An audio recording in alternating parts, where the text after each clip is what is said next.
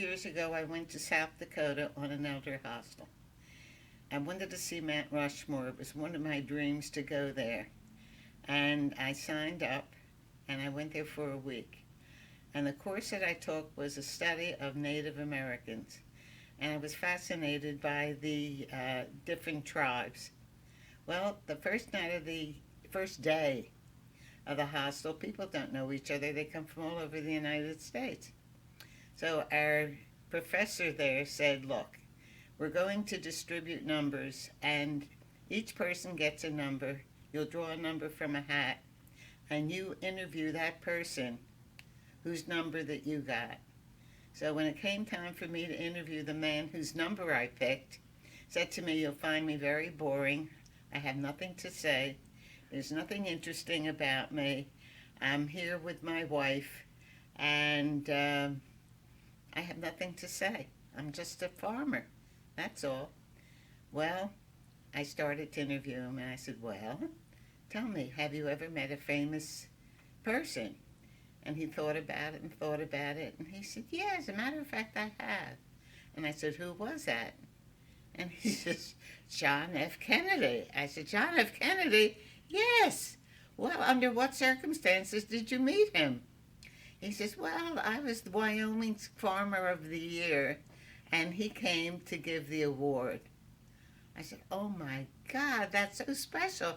Very few people have an opportunity to get that so close to him. And I asked him about what was he like and how did, was his hair really that shade of brunette, I guess you would call it.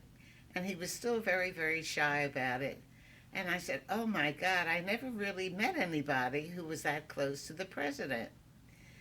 Well, beyond that, he said, I wanted to know, basic question, are you married? Yes. How many children do you have? And he said he had 4, and his wife had died in childbirth. And he was with 4 children. He had the farm to raise, the kids to raise, the crops to raise, and he hired the neighbor's daughter, who was 18 years old, fresh out of school, to be their nanny. Well, long story short, the kids fell, a little bit like Sound of Music, the kids fell in love with the nanny, and eventually they married, and the 2 of them were there on the hostel together. Fast forward, that evening when we got together and we brought up the person we interviewed, I said, this man has nothing to say. There's nothing interesting about him. When I tried to interview him, there's nothing interesting about me. I have nothing to say. I'm not important. Well, the man who had nothing to say, that wasn't interesting, by the end of the evening, everybody was flocking around him and asking him questions about the president, what was it like, and all about the honor. And he was the star of the class. So that I learned a lesson. Which is? And the lesson is sometimes we don't recognize our own virtues. And the important thing is, he wasn't just a farmer, he was a special farmer.